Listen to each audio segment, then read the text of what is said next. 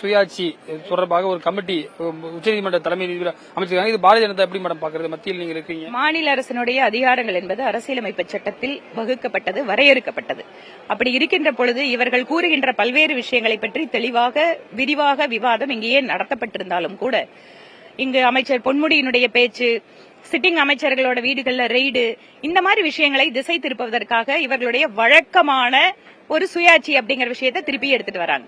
இந்த சுயாட்சி தொடர்பா திமுக எத்தனை வருஷ காலம் பேசிட்டு இருக்காங்க. இவர்கள் மத்திய அரசாங்கத்தில் அதிகாரத்தில் இருக்கின்ற பொழுது ஏன் சுயாட்சி பற்றி பேசுறது இல்ல? இப்ப மட்டும் இவங்களுக்கே இது ஞாபகம் வருது. இரண்டாவது, இந்த மாதிரி கமிட்டி அமைச்சு இது தொடர்பான பல்வேறு விஷயங்களை பல்வேறு கமிட்டிகள் ஏற்கனவே கொடுத்திருக்காங்க. அதனால it is unnecessary and unwarranted. Rajamannar committee கொடுத்தும் எந்த நடவடிக்கை எடுக்கப்படலன்னு சொல்லப்படுது. திருப்பி இந்த கமிட்டி எந்த அளவுக்கு யூஸ்ஃபுல்லா இருக்கும்? அதனால தான் சொல்றேன், it's waste of time and energy. நான் ஒரு என்ன சொல்றது, ஒரு கான்ஸ்டிடியூஷனல் லாயராவும் ஒரு ஸ்டூடெண்டாவும் ஒரு கமிட்டி அமைச்சு ஒரு அகாடமிக்கலா இதை கொண்டு வரது அப்படிங்கறத பாக்கலாம். ஆனா ஒரு டோட்டலா ஒரு கவர்மெண்டோட ஒரு ஃபங்க்ஷனிங் மெக்கானிசத்துக்கு இந்த கமிட்டியோட ஒரு பிரயோஜனம் இருக்க போறதில்ல. ஏனென்றால் மாநில அரசாங்கத்தோட அதிகாரத்தை யாரும் கை வைக்கவே முடியாது.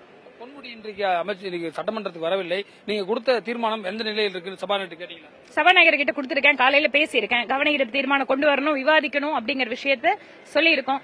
பாக்கலாம். சட்டப்பேரவை என்ன பொருள்பட பேசினார்? நேஷனல் பிஜேபி கேட்டாங்களா உங்ககிட்ட? ஆமா, என்ன அவர் பேசினாருன்னு கேட்டாங்க. அதை டிரான்ஸ்லேட் பண்றதுக்கே அது அவ்வளவு கேவலமா இருக்குது. ஒரு கட்சி பொறுப்பிலிருந்து அவரை நீக்கினா பத்தாது, அமைச்சர் பொறுப்பிலிருந்தும் நீக்க வேண்டும் என்பதுதான் தமிழக பாஜக நிலைப்பாடு. டிடிவி ஓபிஎஸ் எல்லாம் இருக்காங்களா மேடம்? ஏற்கனவே அது தொடர்பா எங்க மாநில தலைவர் பதில் சொல்லிட்டாரு. விஷயங்கள் விரிவாக பேசியிருக்காங்க. புதிய தலைமுறைக்காக ஒளிப்பதிவாளர் மதுவுடன் ரமேஷ்.